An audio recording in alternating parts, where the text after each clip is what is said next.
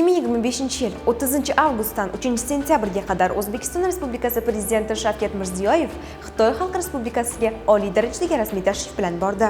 Bu tashrif nafaqat ikki davlat o'rtasidagi munosabatlarda, balki butun Osiyo mintaqasida muhim diplomatik burilish nuqtasiga aylandi.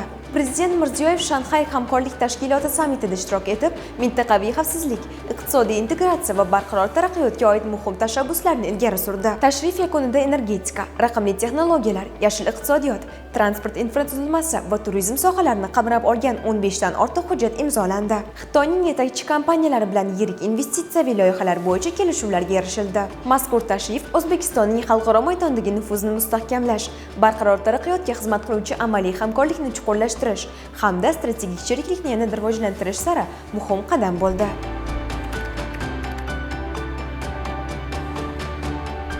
Xitoy va O'zbekiston o'rtasidagi munosabatlar oxirgi yillarda ayniqsa bizni o'sha strategik hamkorligimiz eng yuqori darajaga chiqdi. Ikkala mamlakat turli xalqaro maydonda bir-birlarining tashabbuslarini turlicha qo'llab-quvvatlab kelyapti. Va bizning yondashuvlarimiz dunyo masalalari, global masalalar bo'yicha xavfsizlik masalalari bo'ladimi, iqtisodiy masalalar bo'ladimi yoki iqlim masalalari bo'ladimi, yondashuvlarimiz bir-biriga juda ham o'xshash va mushtarak. Shu nuqtai nazardan qaraydigan bo'lsak, ushbu tashrifda nazarda tutilgan asosiy kun tartibidagi masalalar iqtisodiy bir-birimizni loyihalarimizni yana ham bir ko'paytirish hisoblanadi. Xitoy sarmoyalari yordamida, texnologiyalar yordamida O'zbekistonda amalga oshayotgan iqtisodiy islohotlarni, sanoatni yangilash dasturlarini, yangi korxonalarni qurish, qo'shma korxonalarni qurish, yangi texnologik liniyalarni shu O'zbekiston sanoatiga bir jalb qilish orqali biz hozir O'zbekistonda katta ishlab chiqarish quvvatlarini hosil qilyapmiz.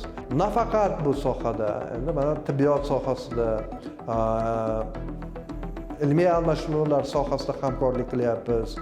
Biz mana Xitoyning o'sha ilg'or yetakchi texnologik kompaniyalari bilan birgalikda O'zbekistonda aloqa, internet vositalarini kengaytirish, raqamlashtirish jarayonidagi Xitoy tajribasi, kambag'allikni qisqartirish sohasidagi Xitoy tajribasidan unumli foydalanyapmiz va buni samarasini hozir shu bugungi kunlarda kuzatyapmiz va buni hozir foydali ijobiy koeffitsiyentdan oshib boryapti. Mintaqada xavfsizlik va barqarorlik sharoitini yaratishda O'zbekiston va Xitoyning yondashuvlari bir-biriga juda to'g'ri keladi.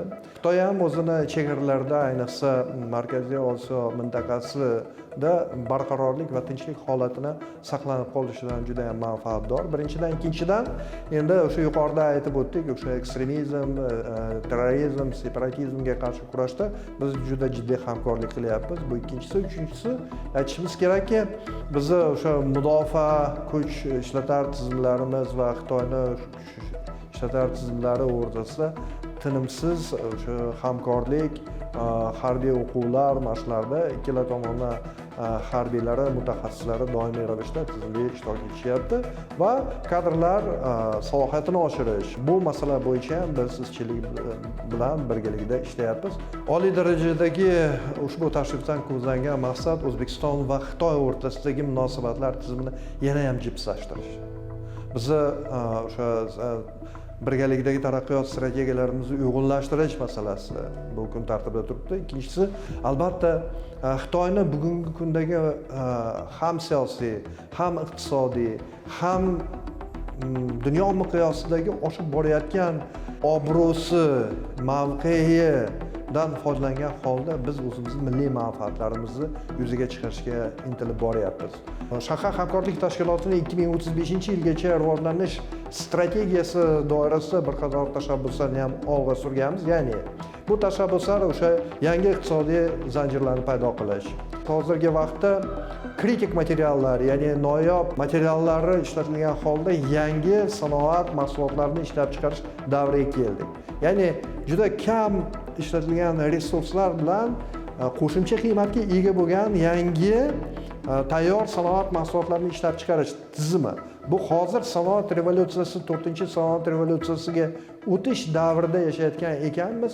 Hozirgi bizning tasavvurimizdagi sanoat va iqtisodiy o'sish modellari butunlay boshqacha va qiyofa kasb etadi. Shu nuqtai nazardan O'zbekiston prezidenti ham mana shu masalalarga juda katta e'tibor berganlar. Bu ham o'sha strategiyamizda o'zining ifodasini topgan.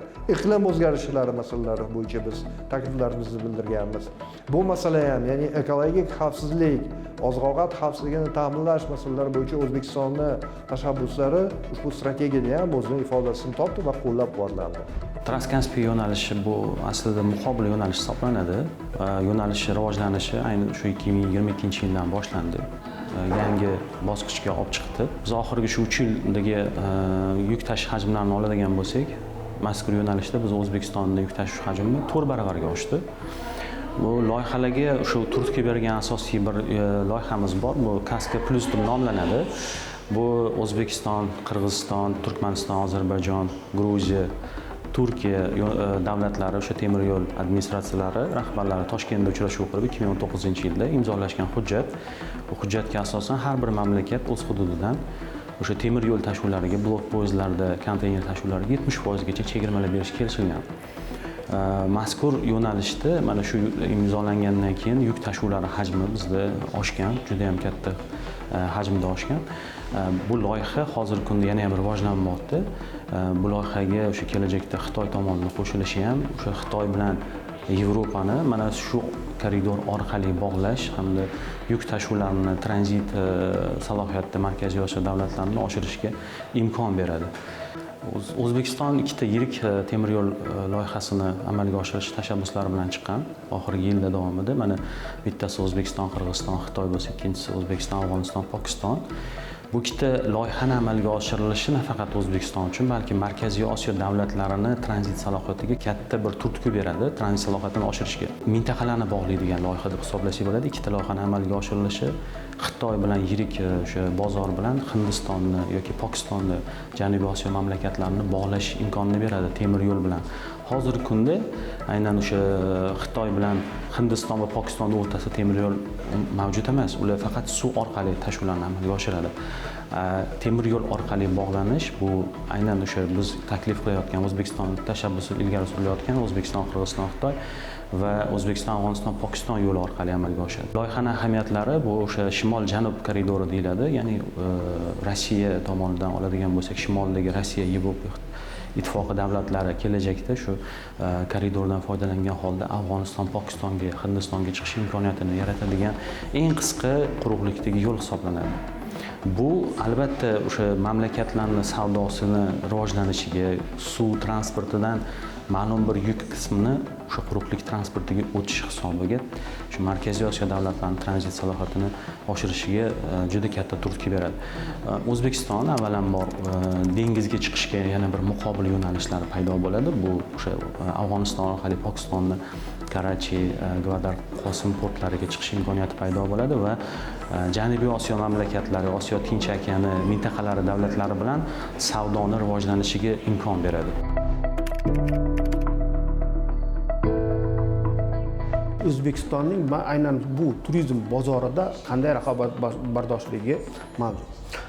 Shanxay hamkorlik tashkilotida turizm mahsulotlarining eng muhim ko'tariladigan, ilgari suriladigan mahsulot bu Buyuk Ipak yo'li. Bu o'rinda O'zbekistonning mazkur Ipak yo'lining har bir davrda bu Ipak yo'lining qoq o'rtasida joylashganligi, O'zbekiston hududida joylashgan qadimgi turistik obyektlarning, tarixiy madaniy meros obyektlarining bu Ipak yo'lining rivojlanishida ahamiyati kattaligi va ayni paytda Markaziy Osiyoda, aynan O'zbekiston hududida joylashgan yirik imperiyalarning bu Ipak yo'lining rivojlanishiga kuchli rol o'ynagan va Sharq va G'arbni birlashtiruvchi bo'lib xizmat qilib kelganligi uzoq yillar davomida bu juda ham katta ahamiyatga ega va shu sababli Hindiston, Xitoy va boshqa davlatlarda Ipak yo'li mavzusiga qiziqadigan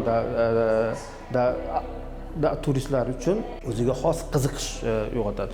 Shu o'rinda har qanday boshqa yo'nalishdagi gastronomik turizm, tabiat turizmi, ya'ni ekologik turizmga qiziquvchilar uchun ham O'zbekiston bu yangi paydo bo'layotgan, yangi ochilayotgan bozor sifatida juda ham qiziqish uyg'otadi. O'zbekiston Xitoy turizm sohasida sarmoya jalb qilinishi hozirgi kunda O'zbekistonning Xitoy bilan aloqalari keng rivojlanib bormoqda. Aynan sarmoya jalb. Hozirgi kunda O'zbekistonda 700 milliondan ortiq hajmdagi 20 dan ortiq investitsion loyihalar O'zbekiston hududida Xitoy sarmoyalari bilan birgalikda amalga oshirilmoqda. Buning turli xil mexanizmlarda amalga oshirish mavjud, ya'ni xalqaro tashkilotlar doirasida, davlat har xil turli grant, yirik infrastruktura loyihalari doirasida shu bilan birga to'g'ridan-to'g'ri investitsion sarmoyalarni jalb qilish yo'llari bilan ham amalga oshirilib kelyapti.